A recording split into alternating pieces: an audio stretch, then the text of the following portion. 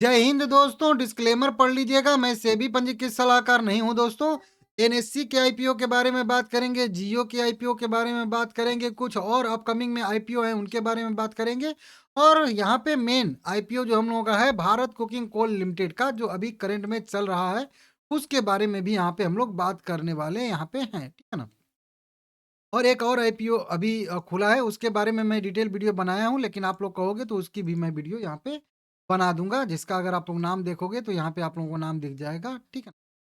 अब देखिए, अगर इस कोकिंग कोल आईपीओ का अगर हम लोग बात करेंगे, तो अब सब्सक्रिप्शन का अपडेट तो इसका अभी तभी आएगा जब मार्केट ओपन, क्योंकि सब्सक्रिप्शन में कई सारे एप्लीकेशन तो लगे होंगे, लेकिन एप्लीकेशन लगने से नहीं होता है। वो एक्सचेंज पे जब तक जाएंगे नहीं, तब तक जो यहाँ पे वो चेंज नहीं होता है, ठीक है ना। तो इस तरीके से यहाँ पे अभी भी वहीं 8 गुना जो है सब्सक्राइब हुआ है टोटल। रिटेल कैटेगरी में कितना है, सब कितना कैटेगरी में है, सब कुछ मैं आप लोगों को बताया हूँ। शेयर होल्डर कैटेगरी में जो है यहाँ पे 10 गुना सब्सक्राइब हुआ है। रिटेल कैटेगरी में भी 9.5 गुना सब्सक्राइब हुआ है, और एच कैटेगरी में 16 गुना सब्सक्राइब हुआ है। टोटल की बात करेंगे तो 8 गुना। अब बात कर लेते हैं इसके जीएमपी का। तो जीएमपी थोड़ा-सा कल बढ़ा था, लेकिन आज फिर से थोड़ा-सा घटा है, हालाँकि फ्लैट ही है। ₹10.40 था, अभी ₹10.35 इसका जीएमपी ट्रेड कर रहा है। अभी भी अगर परसेंटेज वाइज़ देखेंगे तो 45% का जीएमपी ट्रेड कर रहा है। ₹33.33 के आस-पास लिस्टिंग की संभावना है, ₹6200 का। अभी भी पर लोट के हिसाब से यहाँ पे दिख रहा है हम लोगों को अच्छा खासा प्रीमियम। 23 यहाँ पे सॉरी 13 को इसका जो है क्लोजिंग है। तो बस मतलब कह लीजिए कल और परसों 2 दिन और बचा है आईपीओ अप्लाई करने के लिए। तो आप लोग जल्दी-जल्दी अप्लाई कर लीजिएगा, ठीक है ना? नहीं तो फिर भाई छूट जाएगा तो फिर दिक्कत हो जाएगा। अच्छा खासा जीएमपी है, बढ़िया है। अगर आप शेयर होल्डर हो कोल इंडिया के, तो आप 2 एप्लीकेशन भी लगा सकते हो, ठीक है ना? इस तरीके से 10,000 करोड़ के वैल्यूएशन पे इसका जो है आईपीओ आया है। आज थोड़ा-सा न्यूज़ छाई है ना एनएससी के आईपीओ के। अब एनएससी के आईपीओ का इंतज़ार तो कह लीजिए 2019 से ही है मेरे हिसाब से, या उससे भी पहले से है। बहुत पहले एनएससी का आईपीओ आने वाला था, फिर उसके बाद वो वाला मैटर आ गया ना, जो मैं आप लोगों को यहाँ पे बता दूँ कौन-सा था। ये वाला था कोलोकेशन वाला, डार्क साइबर एक्सेस वाला जो मामला था सेबी पे। सेबी पर्सन थी कुछ चीज़ जो थी, उन पे जो आरोप लगे थे, उसके बाद थोड़ा-सा जो है इसका मैटर जो है वो फँस गया। समझ रहे हो आप लोग?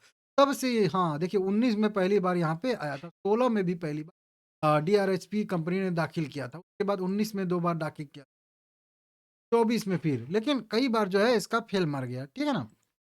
बहुत पहले से कोशिश हो रही है।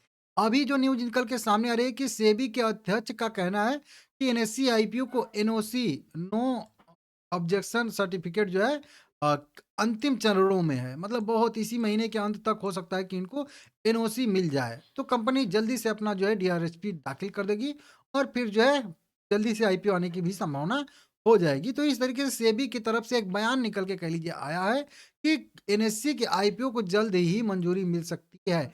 इस तरीके से यहाँ पे आया है, जो तुहिन कांत पांडे जी हैं, उनका यहाँ पे बयान निकल के सामने आ रहा है, ठीक है ना? एनएससी के पास पहले से ही 1,72,000 सब्सक्राइबर हैं। सॉरी, सब्सक्राइबर बोल रहा हूँ, शेयर होल्डर हैं। मतलब लिस्ट होने से पहले ही कंपनी के पास बहुत सारे जो है शेयर होल्डर पहले से ही हैं। प्रमोटर इसमें कोई नहीं है, ठीक है ना? ध्यान दीजिएगा, प्रमोटर इसमें कोई नहीं है। इस तरीके से बहुत सारे लोग कह रहे हैं कि जल्दी आएगा, जल्दी आएगा, जल्दी आएगा, नहीं। अभी इसमें लगेगा टाइम, क्योंकि मैं यहाँ पे रिसर्च किया हूँ अपनी अपने तरफ से जो भी मुझे करना था। अभी इसमें जो है टाइम लगेगा। टाइम की बात कर लें यहाँ पे हम लोग, तो लगभग लगभग मान के चलिए 8 से 9 महीने का टाइम अभी लगेगा। अभी सेबी से मंजूरी मिलेगी, डीआरएचपी दाखिल करेंगे, उस पे कमेंट लिया जाएगा, फिर मंजूरी मिलेगी, फिर रेड हेयरिंग पर दाखिल करेंगी, तब कहीं जाके आएगी। तो अभी टाइम लगेगा। कुल मिला के सितंबर 2026 या उसके बाद इसका जो है आने की संभावना है आईपीओ की। तो एनएससी का आईपीओ इतना जल्दी नहीं आ रहा है। हाँ, एक बढ़िया आईपीओ है, दिग्गज आईपीओ है। 5 से 6 लाख करोड़ के मार्केट कैप की इसकी उम्मीद है, वैल्यूएशन की उम्मीद है। अब इसमें से 5% का आईपीओ आता है, 10% का आईपीओ आता है, वो देखने वाली बात रहने वाली है। अगर 5% का आईपीओ आएगा तो भी अच्छा खासा आईपीओ आ जाएगा, और अगर 10% का आएगा तो भाई अच्छा खासा 50,000 करोड़ का आईपीओ हो जाएगा। तो सबसे बड़ा वाला आईपीओ हो जाएगा। लेकिन 5% का आएगा तो भी 25,000 करोड़ के आसपास का लगभग इसका आईपीओ आएगा अच्छा खासा। ठीक है ना? इसको आप लोग देख सकते हो। है ना? इस तरीके से अब बात करेंगे यहाँ पे हम लोग एक और से आ रहा है आईपीओ, मतलब जियो का भी। जियो का कल मैं डिटेल वीडियो बनाया था, अभी इसमें भी विचार हो रहा है, अभी इसमें भी चर्चा हो रही है, अभी इसने भी डीआरएचपी जो है वो दाखिल नहीं किया है। अभी इसकी भी संभावनाएं कई सारी जुड़ रही हैं कि 130 करोड़ से 130 अरब डॉलर से लेके 170 अरब डॉलर के बीच का इसका जो आएगा आईपीओ आएगा, वैल्यूएशन रहेगा। 2.5% इक्विटी शेयर हिस्सेदारी बेची जाएगी, जो 4 अरब डॉलर के आसपास का साइज रहने वाला है, लगभग कह लीजिए 40,000 करोड़ रुपए के आसपास। कंपनी ने मतलब वही थोड़ा सा इंतजार कर रही है, सेबी का जो एक रूल बदला है कि कोई भी कंपनियों का 5% का ही आईपीओ आता है मिनिमम, लेकिन 2.5% का बदला है, तो उसको जो है वित्त मंत्रालय से भी मंजूरी मिलना बाकी है, तो इस वजह से कंपनी इंतजार कर रही है यहाँ पे। ठीक है ना, अगर वित्त मंत्रालय से मंजूरी मिल जाती है तो कंपनी 2.5% का अपना जो है इशू लेके आएगी, साइज लेके आएगी, आईपीओ लेके आएगी। ठीक है ना, तो इसमें अभी भी उम्मीद है, लेकिन मैं आप लोगों को फिर से ध्यान दिला दूं, अभी इसमें भी जून तक का लगभग लगभग टाइम लग सकता है, क्योंकि इसमें बताया गया है कि जून 2026 तक यह भी आईपीओ कंप्लीट कगार पे रहेगा, तो अभी इसमें भी लगभग 6 महीने का आसपास लगने वाला है, इसको भी देख लीजिएगा, ठीक है ना? हाँ, लेटेस्ट आईपीओ में कुछ ये वाले नाम निकल के हीरो फिनकॉर्प लिमिटेड आ रहा है, ठीक है ना? अब हीरो फिनकॉर्प लिमिटेड का क्या है? तो यह कंपनी 3,668 करोड़ रुपए जुटाने वाली है। फ्रेश इशू भी 2,100 करोड़ का रहेगा, बाकी यहाँ पे 1,568 करोड़ का ऑफर फोर सेल रहने वाला है। टोटल कंपनी की बात करेंगे, 1 करोड़ यहाँ पे जो है 37 22,30,000 इक्विटी शेयर यहाँ पे मतलब कंपनी इशू करने वाली है, इस तरीके से अपडेट निकल के सामने आ रहा है। डीआरएचपी कंपनी ने दाखिल किया था 31 जुलाई 2024 में ही, सेबी से अप्रूवल मिला था 22 मई 2025 को। अब जब ये सेबी से अप्रूवल मिलता है तो इसके 1 साल के अंदर अंदर लगभग आईपीओ लाना होता है। जैसे मई है तो मई तक यह आईपीओ लगभग कंप्लीट हो जाना चाहिए, तो बहुत जल्द इसका कंप्लीट हो सकता है, ऐसी संभावना है। बाकी कंपनी के ऊपर ही डिसाइड होगा, इस तरीके से सारा का सारा इसका डिटेल दिया गया है ना? मई 2025 में मंजूरी मिली थी, 12 महीने के लिए वैध है।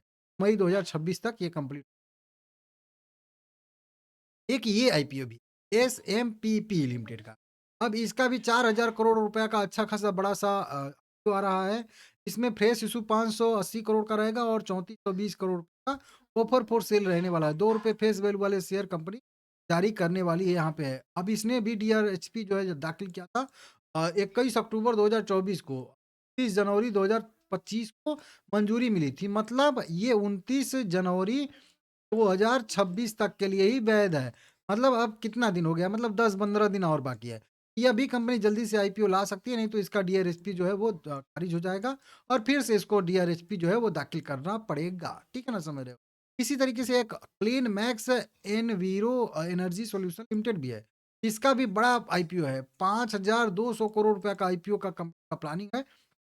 1,500 करोड़ रुपए का फ्रेश इशू रहेगा और 3,700 करोड़ रुपए का यहाँ पे रहने वाला है ऑफर पोर्ट सेली। अब इसने भी मतलब 16 अगस्त 2025 को ही दाखिल किया था और अक्टूबर की बात करेंगे तो 30 अक्टूबर 2025 को कंपनी से अप्रूवल मिला था। हालांकि इसमें भी अक्टूबर तक का टाइम है, लेकिन यह भी आईपीओ बहुत जल्द आ सकता है, ऐसी संभावना है। वीडियो पसंद आया है लाइक करिएगा सभी लोग।